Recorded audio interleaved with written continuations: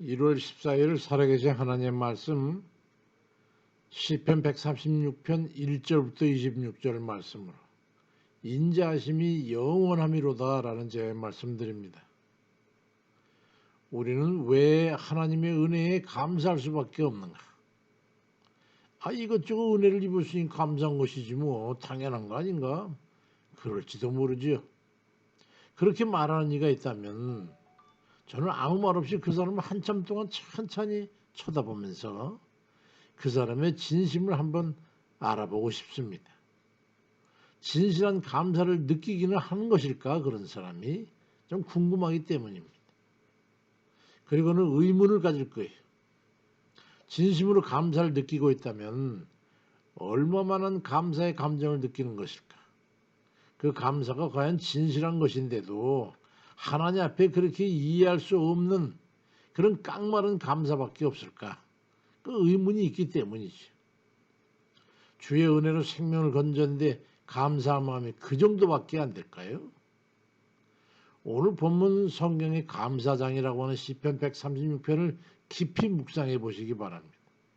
1절부터 끝절까지 9절마다의 감사의 조건을 이렇게 펼쳐놓고 그 감사한 은혜를 베풀어 주신 하나님의 인자하심이 영원하기 때문에 과연 그래서 감사하고 있는지 과연 그러한지 말입니다. 과연 절실한 감사의 마음이 듭니까? 각기 감사의 조건들을 풀어 자기 자신에게 한번 적용해 볼 때에 과연 그 감사의 조건 속에서 하나님의 인자하심을 깊이 인식하고 그 영원한 인자하심에 진심으로 감사해서 감격하는가 하는 겁니다. 시편 136편 1절 뒤에 감사의 조건을 한번 살펴보시기 바랍니다. 1절은 하나님은 선하시고 인자하심이 영원하시기 때문에 감사라는 것이고 2절은 신들 중에 뛰어난 하나님의 인자하심이 영원하시기 때문에 감사라. 그래서 끝절인 26절에 보니까 하늘의 하나님의 인자하심이 영원하시기 때문에 감사라고까지 9절 9절 다 쭉 봐면서 도저히 참을 수 없으니만치 마음으로부터의 감사의 감정이 복받쳐 오르는 그래서 견딜 수 없을 정도가 될 정도로 그렇게 감사를 느낍니까? 하나님의 은혜에 대해서 표현을 한다면 그렇단 말이지 뭐 실제가 그 정도로 느낄 수 없는 것이지 그렇게 형식이라고 합리화할지 모르죠. 우리는 그만큼 우리의 감사는 피상적이라는 거예요. 현실 속에서 하나님을 경험하지 못하는 이유가 바로 감사를 실제만큼 체감하지 못하기 때문에 그런 겁니다.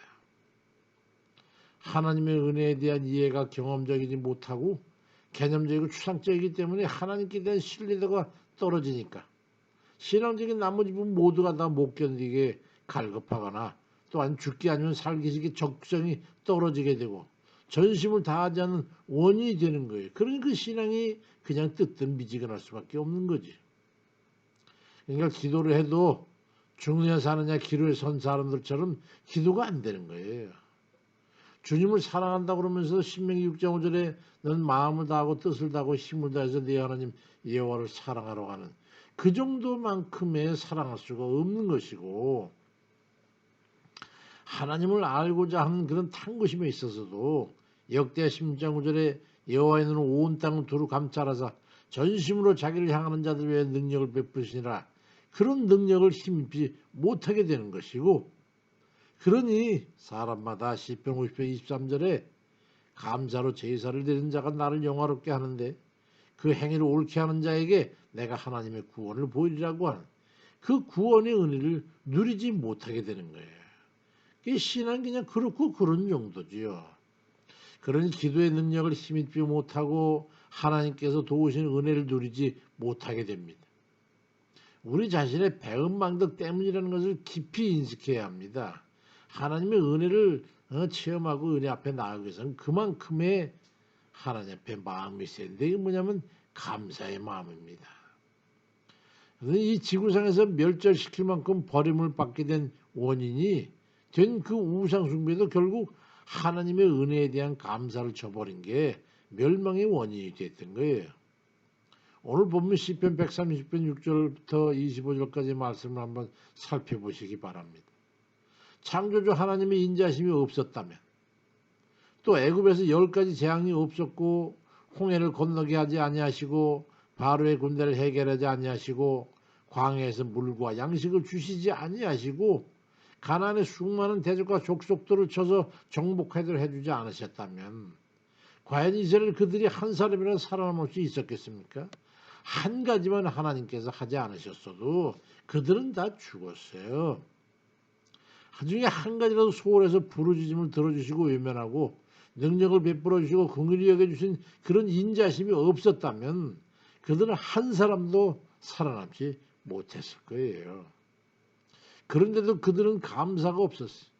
감사는커녕 오히려 다른 우상을 섬기는 바람에 그들의 멸망을 자초했던 것이죠. 하나님께 소홀하다고 할 수 있습니까? 감사는 저버리고 불평불만 그리고 원망으로 점철된 그들의 행보로 인해서 그들이 멸망하게 된 거예요. 단답적으로 말하면 감사가 없어서 망한 거예요. 고린도전서 10장 10절에 그들 가운데 어떤 사람들이 원망하다가 멸망시키는 자에게 멸망하였나니 너희는 그들과 같이 원망하지 말라고 말씀합니다. 더 나아가서 감사하라는 거예요. 하나님의 구원의 은혜는 정당한 감사를 하는 이들만이 받아 누리는 겁니다. 분명히 아셔야 돼요. 우리 중에 누구라도 하나님께서 위기 때마다 어느 한 가지라도 소홀히 하시고 외면하셨다면 현재까지 지금 살아남았을 사람이 있습니까? 숨이 꼴딱 넘어갈 그 당시에는 아마도 온갖 소원을 다 했을 거예요. 그런데 그 소원들 지금 다 지킵니까? 그런 식으로 넘어가니까 그 다음에 밀려오는 여러 가지 어려움, 고통, 괴로움, 절망 이런 파고를 피할 수가 있겠느냐 말이에요. 감사를 잃어버리는 자는 다음의 위기를 넘을 힘이 없어요. 능력이 없어요. 공급받지 못하니까. 우리 주위의 사람들 살펴보십시오. 감사를 회피하고 입만 살아있는 사람 치고 평안한 사람 보셨어요? 맨날 겹겹이 파도 밀려오듯이 계속적으로 고통만 나고 괴로움만 감당할 수 없는 그런 문제들에 부딪히게 되는 거예요. 돌보시는 은혜를 받을 수가 없으니까 말이지. 감사를 저버리는 것은 은혜를 저버리는 거예요. 하나님을 불신하는 겁니다. 하나님을 신뢰하지 않는 거예요. 그런데 다음의 위기에 그리고 간절한 구원 시대에 구원을 요청할 수 있겠습니까? 그러니 구원을 요청해도 구원을 받을 수가 없게 되는 거예요. 시편 50편 23절에 감사로 제사를 드리는 자가 나를 영화롭게 하나니 그의 행위를 옳게 하는 자에게 내가 하나님의 구원을 보이리라고 말씀합니다. 홍해를 가른 하나님께 감사를 외면하고 원망했으면 애굽의 군대들이 왜 멸망당하지 않았겠습니까? 그들이 애굽 군대를 진멸하는 하나님께 감사하지 않았으면 그들이 광야에서 만나와 반석에서 나오는 물을 목을 축일 수 있었겠어요? 로마서 1장 21절에 하나님을 알되 하나님을 영화롭게도 아니하며 감사하지도 아니하고 오히려 생각에 허망해져 미라는 마음이 어두워졌다고 말씀합니다. 우리가 그렇다는 거예요. 감사는 인자심이 영원하신 하나님께 드리는 제사입니다. 사람에게 하듯 인색함과 이기적으로 타산적으로 계산하지 마세요. 하나님도 계산합니다. 진실로 감사를 알고 행하는 이들이 하나님의 구원을 얻게 되는 거예요. 잊지 마세요. 아직 여생이 남아있다면 그리고 하나님의 은혜가 앞으로도 갈급하다면 아버지 하나님의 은혜가 다시 한번 또 필요할 것 같다면 그에 합당한 마음으로부터 우러난 진실한 감사로 인자하심이 영원하신 그 하나님을 영화롭게 하는 그런 이들이 다 되시길 주의 이름으로 축원드립니다. 아멘입니다.